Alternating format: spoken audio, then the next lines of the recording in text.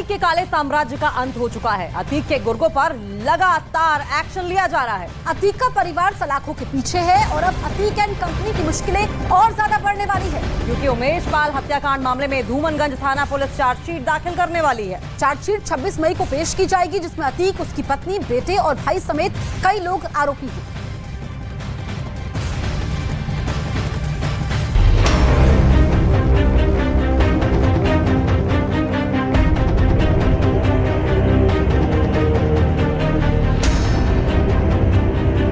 आज से ठीक 3 महीने पहले अतीक एंड कंपनी के खौफ के अंत की उल्टी गिनती शुरू हो गई थी,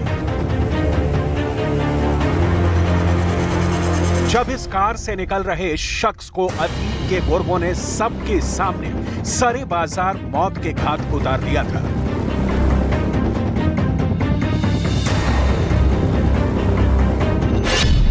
नाम था उमेश पाल। वही उमेश पाल जो राजू पाल हत्याकांड में गवाह था, जिसकी एक गवाही से अतीक का ताउम्र जेल में रहना तय था। इसलिए अतीक अहमद के कहने पर उसके गुर्गों ने उमेश पाल का मर्डर कर दिया।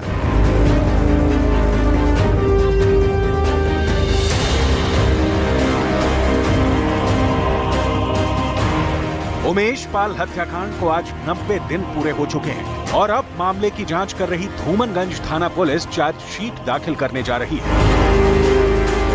उमेश पाल शूटआउट केस में प्रयागराज पुलिस प्रयागराज के जिला अदालत में 26 मई को चार्जशीट दायर करेगी। दरअसल 24 फरवरी को उमेश पाल की हत्या हुई थी और फिर 25 फरवरी को उमेश पाल की पत्नी जया पाल ने 9 के खिलाफ एफआईआर दर्ज कराया था। सूत्रों के मुताबिक प्रयागराज पुलिस 9 नामजद आरोपियों के खिलाफ तो चार्जशीट दायर कर रही है, इसके अलावा अन्य 9 लोगों के खिलाफ भी चार्जशीट दायर करेगी। 24 फरवरी 2023 को उमेश पाल और 2 सरकारी गनर की अतीक के गुर्गों ने हत्या कर दी थी। 25 फरवरी को उमेश पाल की पत्नी जया पाल ने एफआईआर दर्ज कराई थी, जिसमें माफिया अतीक अहमद, उसका भाई अशरफ अहमद, पत्नी शाइस्ता परवीन, अतीक के बेटे शूटर गुड्डू मुस्लिम, साबिर, अरमान, मोहम्मद गोलाम और अन्य को आरोपी बनाया गया था। जयापाल की इस शिकायत के बाद पुलिस ने शुरू की धरपकड़। सीसीटीवी से आरोपियों की तस्वीर साफ होने के बाद आरोपियों पर इनाम की घोषणा की गई। असद और गुलाम समेत अन्य आरोपियों की तलाश में यूपी पुलिस और एसटीएफ ने यूपी से लेकर महाराष्ट्र तक दबिश दी। 27 फरवरी 2023 उमेश पाल हत्याकांड में पहला एनकाउंटर धूमनगंज थाना क्षेत्र के नेहरू पार्क में क्रेटा चालक अरबाज का हुआ था, जो पुलिस पर फायरिंग कर भागने की कोशिश कर रहा था। 6 मार्च 2023 गोंदियारा थाना इलाके में उमेश पाल पर पहली गोली चलाने वाला विजय चौधरी उर्फ उस्मान पुलिस मुठभेड़ में मारा गया। 13 अप्रैल 2023 झांसी में घेराबंदी के दौरान असद और मोहम्मद गुलाम ने पुलिस पर फायरिंग शुरू कर दी। क्रॉस फायरिंग में दोनों की मौत हो गई। 15 अप्रैल 2023 मामले में आरोपी अतीक अहमद और अशरफ की पुलिस कस्टडी में काल्विन अस्पताल के बाहर 3 शूटर्स ने हत्या कर दी। इसके अलावा अब भी 3 शूटर फरार हैं, जिन पर 5-5 लाख का इनाम है और अतीक अहमद की पत्नी शाइस्ता परवीन पर 50,000 का इनाम घोषित है। उमेश पाल की पत्नी जया पाल ने धूमनगंज थाने में एफआईआर दर्ज कराई थी। अतीक अहमद, अशरफ अहमद, अतीक अहमद के बेटों, अतीक अहमद के और भी तमाम करीबियों और अन्य लोगों के नाम इस एफआईआर में दर्ज कराए गए थे। बमबाज गुड्डू मुस्लिम, साबिर और अरमान की तलाश में यूपी पुलिस और एसटीएफ लगातार छापेमारी कर रही है। हर एक सुराग से आरोपियों तक पहुंचने की कोशिश जारी है और दावा किया जा रहा है कि जल्द ही उमेश पाल हत्याकांड के सभी आरोपी सलाखों के पीछे होंगे।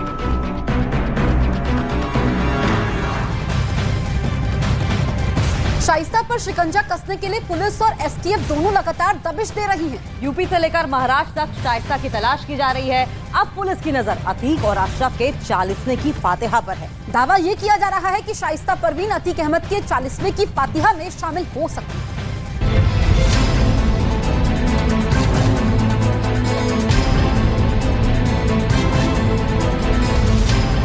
प्रयागराज की गलियों में आजकल एक ही चर्चा है और वो ये कि अतीक अहमद के माफिया राज का अंत हो चुका है। अतीक के काले कारनामों की वजह से उसका परिवार दर दर भटक रहा है और जिस दबंगई के दम पर अतीक का परिवार पूरे इलाके में दहशत फैलाता था, वो छिपता छिपाता फिर रहा है। आलम यह है कि अशरफ और अतीक अहमद के 40वें की फातिहा में शामिल होने वाला परिवार का एक सदस्य नहीं है। जिस माफिया अतीक अहमद का खौफ प्रयागराज और उसके आसपास के जिलों में 44 सालों तक व्याप्त था, उस अतीक अहमद ने कभी ये सोचा भी नहीं था कि उसके मरने के बाद उसके फातिहा में कोई शामिल नहीं होगा। दरअसल आज प्रशासन इस तरीके से अलर्ट है कि अतीक अहमद के जितने भी रिश्तेदार हैं वो डर रहे हैं कि कहीं वो फातिहा में शामिल हुए तो पुलिस उन्हें गिरफ्तार न कर ले। माफियागिरी करते हुए अतीक ने कभी ये सोचा भी नहीं होगा कि जिस प्रयागराज में उसका डंका बजता था, उसकी मौत के बाद आज उसके फातिहा तक में शामिल होने वाला कोई नहीं होगा। वो इसलिए क्योंकि अतीक अहमद के परिवार में इस वक्त उसकी पत्नी शाइस्ता परवीन, बेटे अली और उमर समेत 2 नाबालिग बेटे भी हैं, लेकिन कोई ऐसा नहीं जो उसकी 40वें की फातिहा में शरीक हो सके। वो इसलिए क्योंकि उमेश पाल हत्याकांड के बाद से शाइस्ता परवीन फरार है। बेटा अली प्रयागराज के नैनी जेल में बंद है, दूसरा बेटा उमर लखनऊ जेल में बंद है, जबकि उसके दोनों नाबालिग बेटे प्रयागराज के ही बाल सुधार गृह में हैं।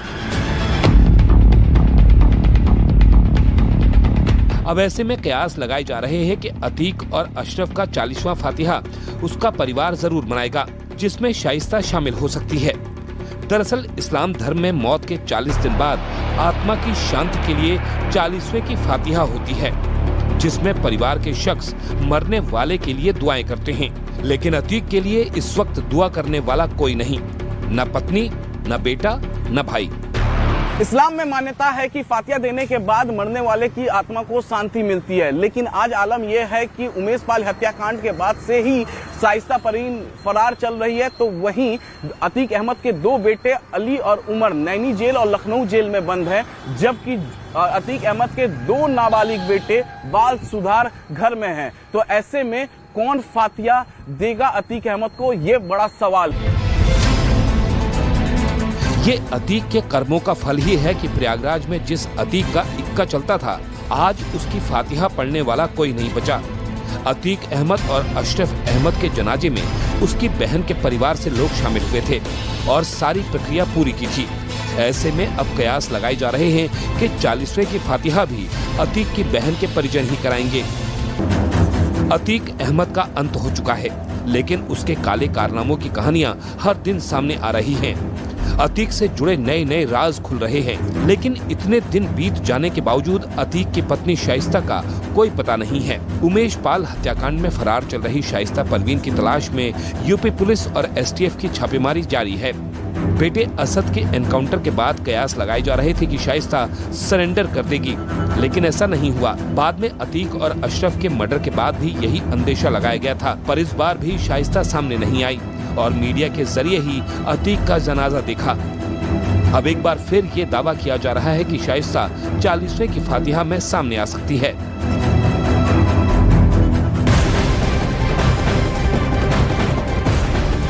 और प्रयागराज से एक और बड़ी अपडेट सामने आ रही है। अतीक अहमद के वकील विजय मिश्रा पर वसूली मांगने का आरोप लगा है। पीड़ित ने 3 करोड़ रुपए मांगने का आरोप लगाया है। अतीक के वकील विजय मिश्रा पर प्रयागराज के अतरसुइया थाने में केस दर्ज हुआ है। और आपको बता दें कि पीड़ित का आरोप यह है कि विजय मिश्रा ने उनकी दुकान से उधार सामान लिया और फिर जब उसने पैसे लेने के लिए फोन किया तो उसे जान से मारने की धमकी दी गई और 3 करोड़ रुपए मांगे। अतीक के वकील पर एफआईआर, 3 करोड़ रुपए मांगने का आरोप, जान से मारने की धमकी का भी आरोप, अवैध वसूली मांगने का आरोप। अतीक के वकील खान सौलत हनीफ को उमेश पाल अपहरण केस में सजा के बाद उसके एक और वकील की मुश्किलें बढ़ती दिख रही हैं। अतीक की पैरवी करने वाले वकील विजय मिश्रा के खिलाफ प्रयागराज के कारोबारी ने केस दर्ज कराया है। कारोबारी ने जान से मारने की धमकी देने और अतीक अहमद के नाम पर 3 करोड़ रुपए मांगने का आरोप लगाया है। जो शिकायत लकड़ी कारोबारी की तरफ से दी गई है, उसमें दावा किया गया है कि वकील विजय मिश्रा ने अपने नंबर से उसे फोन किया और 3 करोड़ रुपए की रंगदारी मांगते हुए जान से मारने की धमकी दी है। शिकायत में दावा किया गया है कि इसकी रिकॉर्डिंग भी उसके फोन में है। इसका एक ऑडियो भी वायरल हो रहा है जिसमें दावा किया जा रहा है कि अतीक अहमद का वकील विजय मिश्रा अतीक अहमद का नाम लेकर शिकायतकर्ता से 3 करोड़ रुपए मांग रहा है।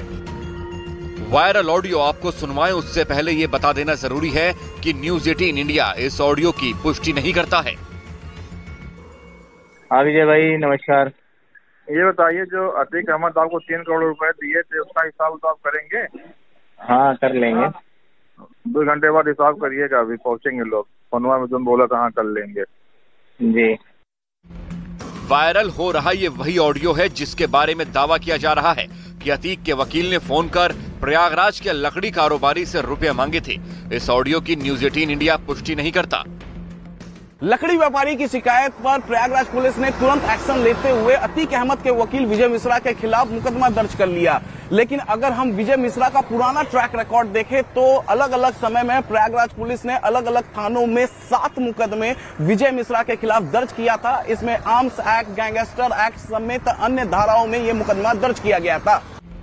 20 मई को दर्ज कराई गई एफआईआर के बाद से शिकायतकर्ता किसी से बात नहीं कर रहा है। हालांकि शिकायतकर्ता की तरफ से वीडियो जारी किया गया है जिसमें वकील विजय मिश्रा पर आरोप लगाते हुए इंसाफ की मांग की गई है। मैं एक प्लाई का व्यापारी हूँ। विजय मिश्रा मेरे यहाँ से प्लाईवुड ले गए थे और जिसका बकाये के लिए मैंने फ़ोन किया तो उन्होंने मुझे उल्टा 3 करोड़ की रंगदारी मांगते हुए धमकाया और मैंने इनके खिलाफ मुकदमा लिखाया। मुझे इंसाफ चाहिए। विजय मिश्रा अतीक अहमद के नाम पे धमकी दे रहे थे 3 करोड़ की। गंभीर धाराओं में केस दर्ज होने और ऑडियो वायरल होने के बाद वकील विजय मिश्रा का बयान भी सामने आया है। विजय मिश्रा ने पूरे मामले को साजिश करार दिया है। इस बात को जो है पुलिस प्रशासन द्वारा मेरे मोबाइल को जो है लिसनिंग में लगाया गया हुआ था। मेरे मोबाइल को बराबर सुना जा रहा था। ये बात पुलिस को जानकारी हुई कि इनका लेन देन का मामला है। पुलिस द्वारा सईद अहमद को पकड़ लिया जाता है, 5 दिन अपने साथ रखा जाता है, टॉर्चर किया जाता है। टॉर्चर करने के बाद उनसे ये कहा जाता है कि विजय मिश्रा वकील के खिलाफ एक प्रार्थना पत्र रंगदारी का दो, तब तुम्हें छोड़ा जाएगा। और मर्दा क्या न करता, उसको अपनी जान की बनाई हुई थी। उसने जो है मजबूरी में एक प्रार्थना पत्र दिया पुलिस को, उसके बाद उसको छोड़ा गया। वकील का दावा है कि उसकी और लकड़ी कारोबारी के बीच 1,20,000 रुपए का लेन देन था, जिसमें से 1 लाख रुपए उसने ऑनलाइन ट्रांजैक्शन के तहत दिए थे। बाकी पैसे भी वो देने वाला था, लेकिन उससे पहले ही 15 अप्रैल को अतीक और अशरफ की हत्या हो गई, जिसकी वजह से वो मानसिक रूप से काफी परेशान हो गया था। इस बाबत उसने जो है अपने मुंशी को मेरे पास पेमेंट के लिए भेजा था, तो मैंने उसने मुझे फ़ोन किया। मैंने कहा कि यार इस समय जो है मेरी मानसिक स्थिति ठीक नहीं है, क्योंकि 2 दिन पहले अतीक अहमद की हत्या हुई। उस समय मैं वहाँ मौजूद था और मेरे अगल बगल से गोलियाँ गुजरी हैं, तो इस समय स्थिति ठीक नहीं है। वकील पर दर्ज की गई एफआईआर में टाइमिंग काफी अहम हो जाती है, क्योंकि शिकायतकर्ता के दावे के मुताबिक उसे 17 अप्रैल को धमकी दी गई थी, लेकिन एफआईआर उसने 1 महीने 3 दिन बाद यानी 20 मई को दर्ज करवाई गई थी। वहीं मामले में अभी तक पुलिस भी कुछ भी बोलने से बच रही है। अतीक की हत्या के बाद से पुलिस शाइस्ता परवीन को तलाश रही है। उमेश पाल हत्याकांड के बाद से शाइस्ता फरार चल रही है। अतीक अहमद और अशरफ अहमद की हत्या के बाद प्रयागराज पुलिस IS 227 गैंग की गैंग चार्ट जल्दी अपडेट करने वाली है। नए गैंग चार्ट में शाइस्ता परवीन IS 227 गैंग की मुखिया होंगी और फिर शाइस्ता परवीन के लिए मुश्किलें और ज्यादा बढ़ जाएंगी।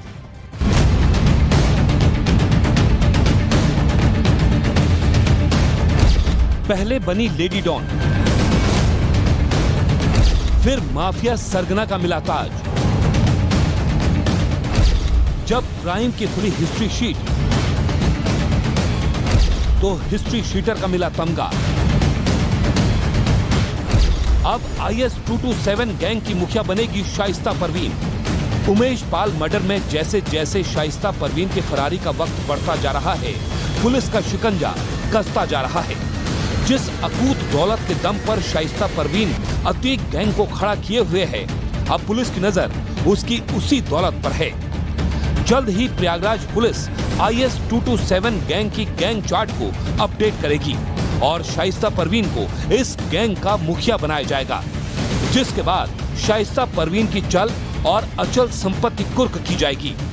अतीक अहमद पहले IS 227 गैंग का मुखिया हुआ करता था और उसका छोटा भाई अशरफ इस गैंग का सक्रिय सदस्य हुआ करता था, लेकिन अब दोनों की हत्या होने के बाद अब इस IS 227 गैंग की गैंग चार्ट को अपडेट किया जा रहा है।